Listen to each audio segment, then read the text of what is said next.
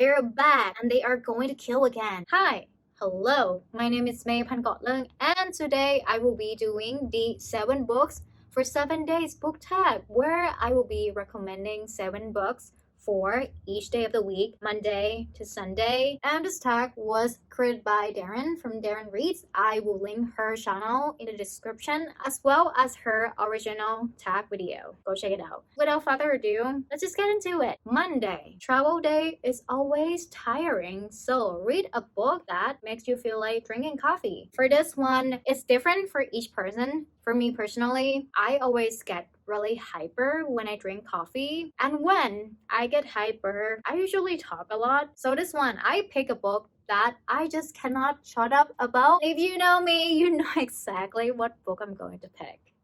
Ready? The Severe Champion by Jenna Mercy.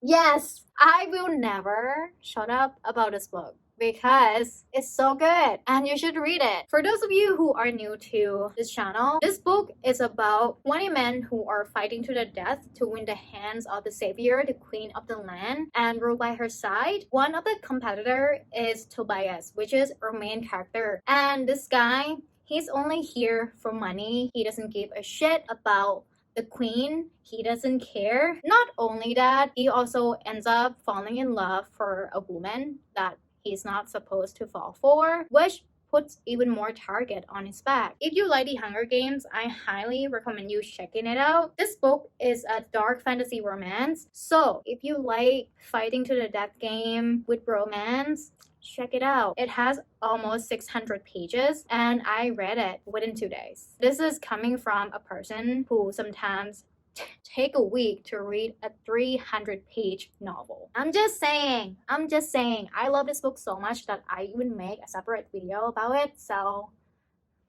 pick it up! So Tuesday, you realize you forgot something very important. Pick a book that is forgettable. This one, I have to give it to Senate Man by Jennifer Hay because honestly, I don't remember anything about it. I mean, I know the premise, which is about a man who calls the police to report that his wife is dead.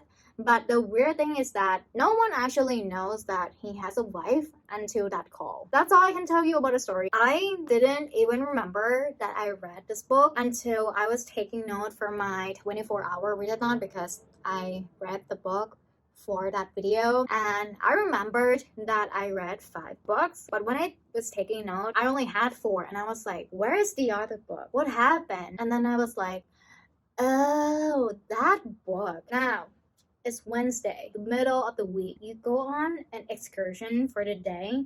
Pick a fast-paced book. Honestly, if I could pick it again, I would say The Savior Champion.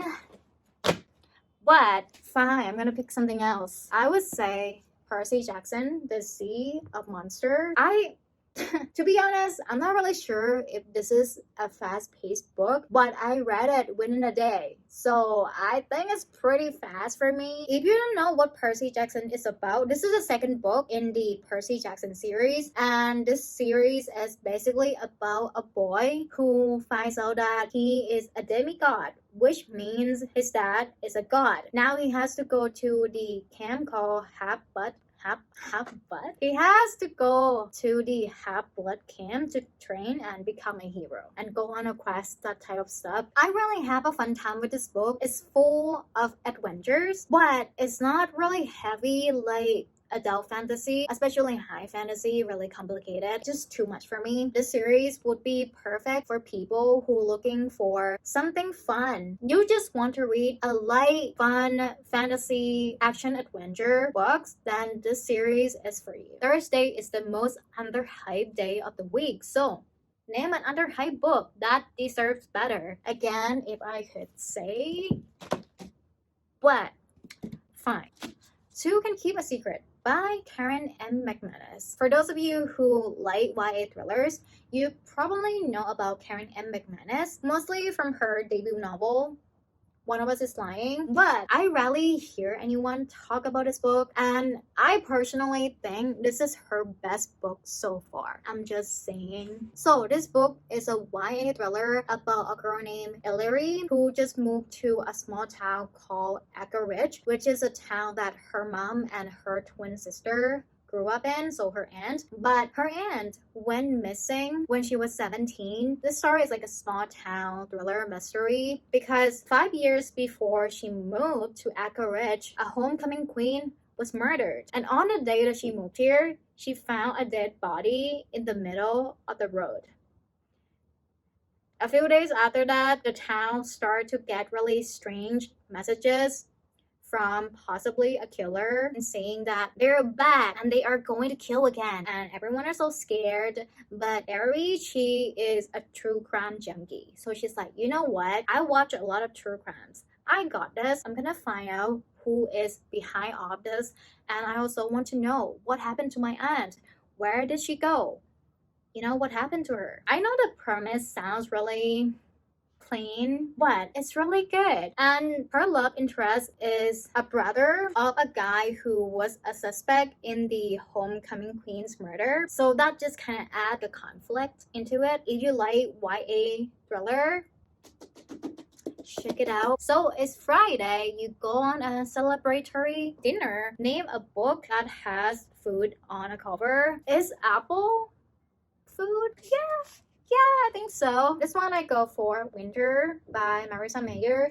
This is the last book of the Luna Chronicle series, which is one of my all-time favorite series. This series is basically Disney princess retellings, but make it sci-fi. So this one is about Snow White, and the other 3 books, the first one is Cinderella, second Red Riding Hood, and 3 is Rapunzel. The other one that I have in mind, I haven't read it yet, but it sounds really good and I really want to read it, so you might want to check it out as well, which is, I don't remember the name, hold on. Arsenic and Adobo by Mia P. Manasala. This one is a cozy mysteries about a woman. She is a suspect of a murder after her ex-boyfriend died after eating her food. Ex-boyfriend, murder, say no more. Is that her day? The trip is almost over. So name a book with a cliffhanger. Legion Born by Tracy Dion. I'm not really sure if it has a cliffhanger ending, but I remember the moment I finished this book, I just wanted to read the second one. So I was like, yeah, I think this one is mostly a book hangover. But the only other book that I can think of besides this is Rape Queen by Victoria Everyard, but I don't want to pick it because thinking about that ending just really pains me, since the rest of the story just sucks in my opinion. So I don't really want to talk about it. I want to talk about this one. Besides, I think this book is pretty underrated. I mean, I hear a few people talk about it, but I think it deserves more hype. I'm just saying. This is an urban fantasy about Brie. She just started her first year at university, and when she's there only for like 3 days, she finds out about a secret society called Legion Born. You know, the people with magic, and something happens and Brie suspects that these people might be involved or has something to do with her mother's death. So she decided to join them and find out what's up, what is this actually about, you know, if they have anything to do with her mom. If you like urban fantasy, dark academia, other end retellings, and kind of a hate to love, it's not, I don't know how to explain it. You have to read the book to see the dynamic, because there's one character named Zell, and there's Brie. Theirs has this cat and dog type of relationship. They like hate each other, but they also has each other back. Something like that. I really like it. If you like those type of the things that I just said, check it out. It's worth checking out. It's so good. This book has the best pacing I have ever read. I'm just saying. So it's Sunday. The trip is over and you're sad. Name a book that made you cry. This one, I would go for Amari and the Night Brother by B.B. Austin, but I would say they are happy tears because I just love the ending so much. I found it so sweet, so wholesome, so cute, and it just I teared up a little because it was just so sweet. This is a middle grade boarding school type of fantasy. So Ameri's brother went missing a few months ago and no one really gave a shit. The police basically just says that, oh, he probably got caught up with a wrong crime and something happened to him and too bad. But Emery doesn't believe that. She knows her brother and she knows that that's not what he's doing. Something happened to him. And it's not that. And later she finds a suitcase in her brother's bedroom. And when she opened that, it opens a whole new world to her, the world of magic. That's when she finds out that her brother is working for a magical sacred agency. And that's the reason why he went missing. He went on a mission and something happened. He and his partner went missing. So Amari decides that, you know what, I'm gonna join this agency. I'm gonna go train and I'm gonna go find my brother. And that's when the adventure begins. I really enjoyed this book. I have to admit, I find the first few chapters really slow and it got me into a reading slump a little bit. But when the training started, when she has to train to become a junior agent, that's when the story really picks up. So if you pick this up and you find it's really slow, just keep reading. It's getting better. I promise. Let me know down in a comment what is one underhyped book that you think deserves more hype. Let me know. Or just leave me a hacking emoji and also hit the like button for, of course, the underhyped book because they do deserve better. Thank you so much for watching. I will see you in the next video. Goodbye!